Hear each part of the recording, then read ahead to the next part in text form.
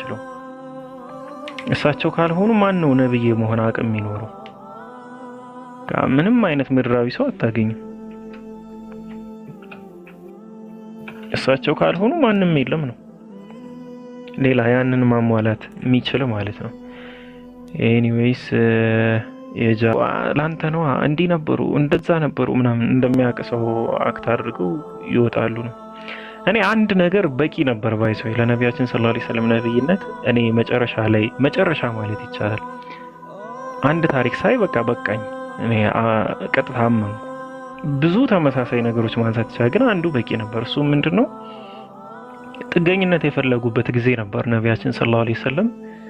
በቃ መካ ላይ ምናምን ብዙ ሰው እያጡ ነው። የጎሳ ጥገኝነትን ይፈልጉ ነበር። የጎሳ ጥገኝነት ሲፈልጉ ላይክ በሚናገሩበት ሰዓት ላይ አንድ የጎሳ አባል አያቸው። ሰው ንግግራቸውን ምናምን ሲያየው በቃ አሪፍ ፖለቲከኛ ይወጣቸዋል ብሎ አሰበ።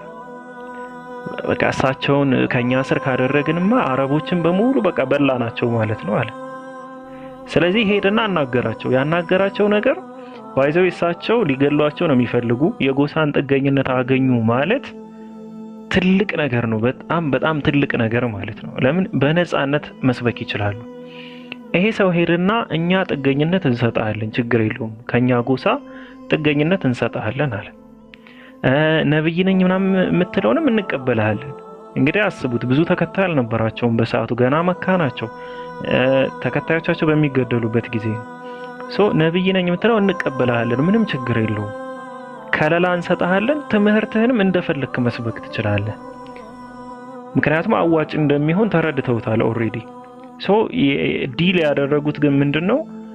አንተ ከሞትክ በኋላ የንግስና ወራሽ የኛ ዘር ይሁን ብለው አቀረቡ። እንግዲህ አንድ ሐሰተኛ ነብይ የሆነ ሰው አስቡ።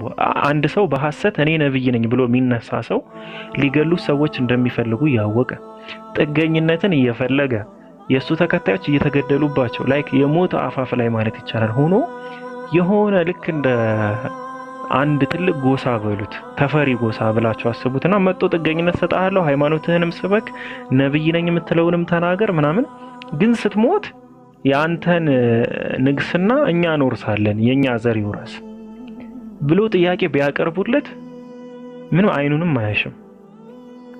ቀጥታ ነው አክሴፕት የሚያደርገው። እኔ ራሱ በሆነ አክሴፕት አደርጋለሁ። ለምን? ነብይነቴ ካልተከለከልኩኝ ለምን አስጨነቀኝ?